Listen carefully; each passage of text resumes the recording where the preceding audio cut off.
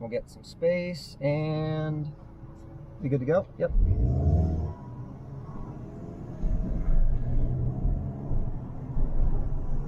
And once again, the biggest thing, this turn is very sharp.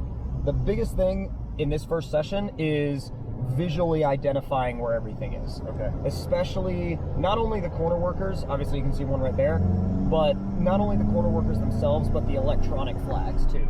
Okay.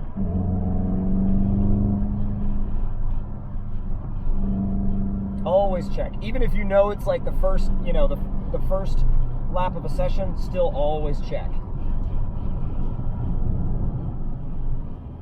Just keep an eye on where he places the car. We're going to flow out to the right a little bit, and then flow back in towards the end. Late on this corner.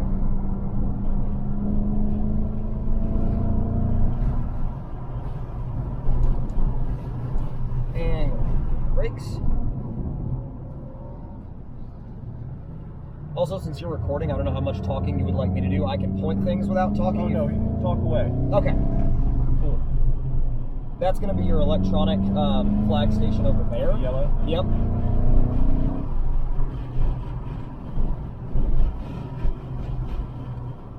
Stay to the right here and now flow all the way over towards that white line. Good. So follow to the right, follow back to the left, braking down the hill, and then looking for that right drop. There you go. On elevation. Oh yeah, lots of up and down. Got another corner station up there. We don't have anybody in that one right now.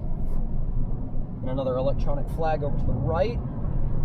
And then black flag up there on your right as well.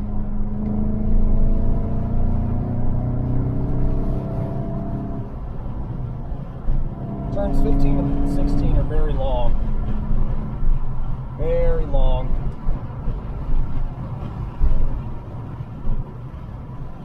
Another one on your left. You can see that one from here and from down there. Then following back over the front straight, you've got your electronic flag on the right, and then your second flag station at start finish.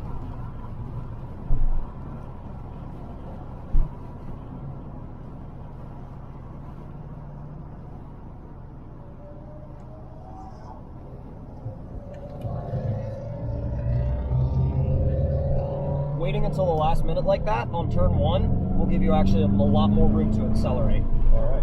Not necessarily the last minute, because we don't want to end up in the sand, but staying wide until you absolutely don't have to anymore will really get you that extra time to accelerate onto the front straight, or rather the second straight in the front of the track. A lot later apex Yep. than I expect. Late. Yep. The first carousel is deceiving because you'll want to apex earlier, but you just want to hang on to it and draw it out. Nice proximity though. This is about the exact proximity we want.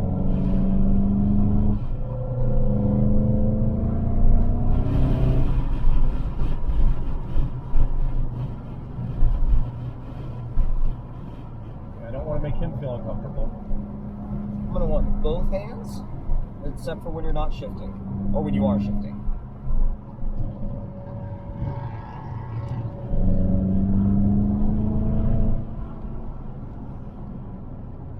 And that's just a good habit to get into overall, is both hands except for when you're shifting. But I know it's kind of a tricky thing to not do.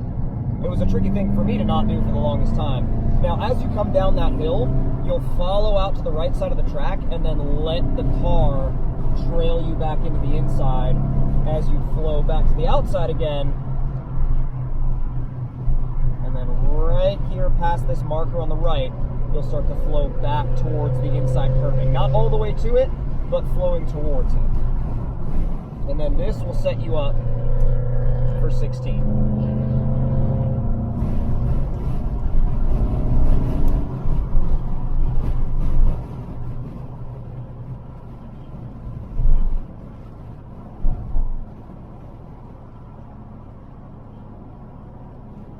Now, as we've been making our way around the track, have you been finding the corner stations pretty easy to see?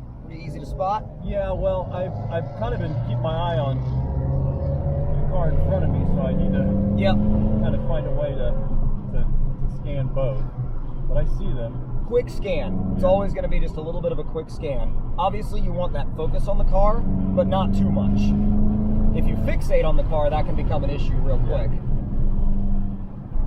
Follow up to the inside. A bit further. There you go. Wait. There you go. There you go. That late apex is going to draw out your space to accelerate a lot. Stay wide and follow. Good.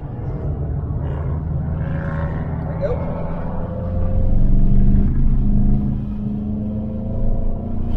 That's all usable out there where he is? Correct. Okay. Correct. You can use that, just don't use too much of it. Right.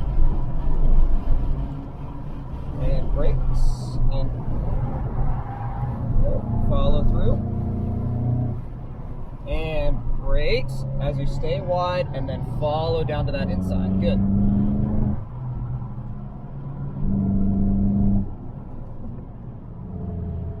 There you go. You can actually go right up to the curbing right there.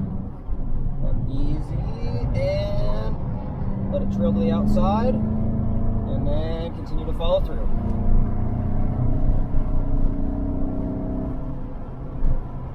Very good.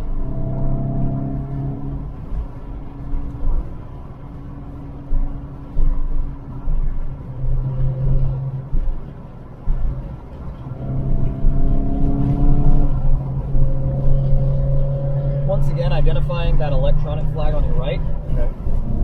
Just off. Does that mean we're green? If they're not doing anything, you're fine. Don't worry about it.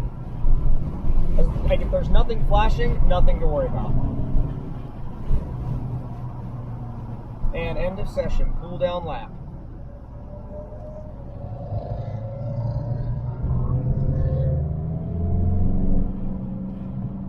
Nice job.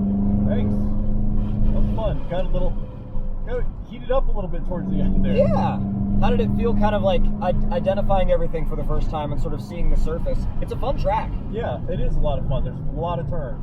Yeah, there are some sections that are designed to feel like larger tracks, and there's sections that are sort of almost designed to feel a little bit more like a tight road, almost like a tight back road. It's sort of got a little bit of an element of everything.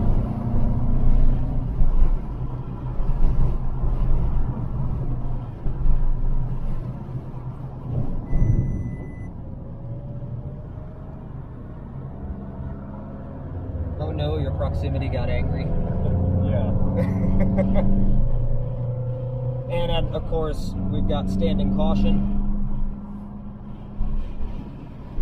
And is that just because we're on the last lap here? Correct. Okay. Correct. You're on out lap now. Cooling down on the out lap.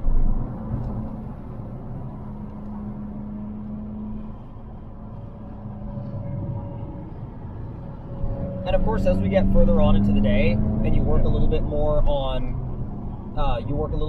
braking points and stuff like that, I would encourage you to brake a little bit harder initially and then slowly release, rather than applying further onto it and then releasing quickly. So again, I would encourage not necessarily like standing on the brakes, but you're also going to want, as you pit out, fist out the window. Left fist out the window. Good. That's to signal everybody that you're exiting the surface. Okay. But once again, you want that initial bite onto the brakes and then a gradual release, rather than a gradual application and then quickly releasing. Okay. Because that quick brake release, especially if you're in the process of turning into the corner, that quick brake release can upset the weight balance of the car.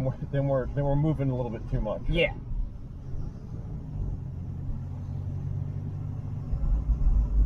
And we'll follow him to the exit. Great. But once again, that session is all about identifying those corner workers, identifying where everything is in terms of visual safety.